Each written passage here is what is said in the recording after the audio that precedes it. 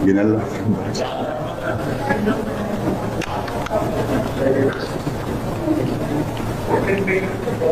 District 1, 3.4 billion.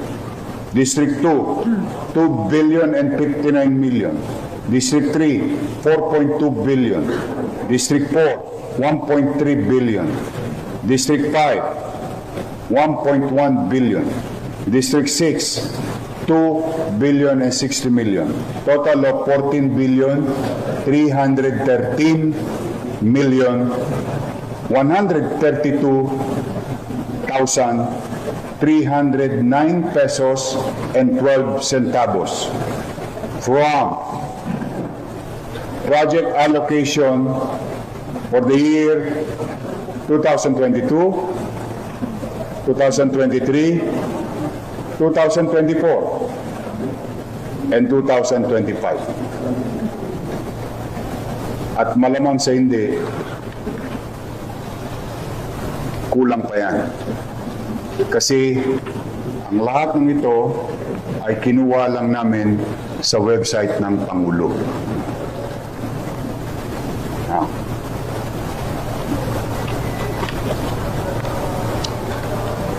Yun ay nakaraan.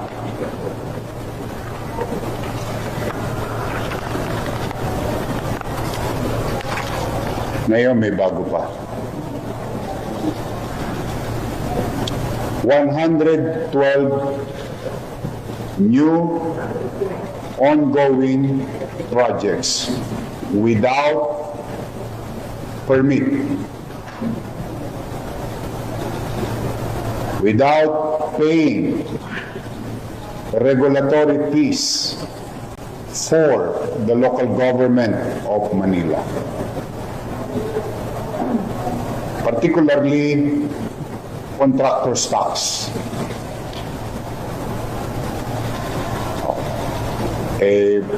Pag ordinaryong tao nag-a-apply ng demolition permit, pag ordinaryong tao nagpursigi, makaipon, papaayos ang bahay, kumukuha ng building permit, and they pay regulatory fees like what you call contractor's tax under the Manila Tax Ordinance. These are ongoing. We'll send you a copy of this. And yung mga binanggit ni Pangulo na mga kumpanyang paborito, nandito rin. Kayo na ang humusga. Konti-konti lang po ito. Random. 145 million, 97 million, 140 million, 94 million, 80 million, 142 million, 141 million. Kadikit-dikit pa yung numero. 141 million. GLC ulit. Ang daming GLC. 141 million, 94 million, 94 million, 140 million, 142 million. Mukhang paborito nila yung 140 million. Kasi tinitingnan ko lang naman random lang. So this is ongoing. And we continue to investigate. Now, hopefully, after today, they will learn a very good lesson. As I have said before, again and again, welcome kayong magnegosyo sa Maynila. We welcome development in Manila. Immaterial of political color, as long as you follow simple procedure. Ang masakit yung pagka-ordinaryong tao, hirap na hirap kumuha ng permit sa Maynila o sa local government. Pero pagka malalaking kumpanya, parang binabaliwala nila ang pamahalaan. So we are investigating that. Yes, Sian. Last question from me. Sure. So right now, tanong po, Yorme, sino ang tingin dapat sisihin sa pagbaha sa Maynila? Well, as far as ayokong pangunahan ng Pangulo sa investigasyon na ginagawa. I think they have more resources to tell the people who is liable or not, who've done projects properly o baka meron ding guni-guni. If I may borrow the words of the President. No? But first things first, yung para muna sa aming mga taga-Maynila. Mauna muna ang taong bayan.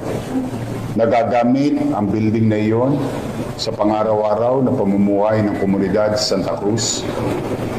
Biglang nawala, napagkaitan ang mga taga-Maynila. That is my obligation. Hopefully, someday, somehow, magkaalaman din kung sino ang mga taong may kapabayaan. For now, it's very clear from your city government of Manila that there is liability on the part of the contractor. There are hundreds more, or a little over and under 100 contractors doing infrastructure projects from the national government.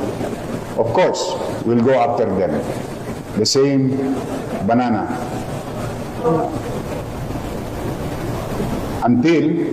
Unless they follow the local government code, provision of it, and other existing laws like the National Building Code and other ordinances, local laws of the City of Manila. Now, gusto ba namin silang sampahan lang ng kaso? Hindi po. Kaya lang, parang gusto nilang parang siguro nasanay silang walang umahabol sa kanila. Ngayon, I think they should learn their lesson very well. Welcome silang kumuha ng permiso sa Maynila at magbayad ng obligasyon sa siyudad ng Maynila. We will welcome them, each and every one of them, if they follow procedure. This is the flood control project.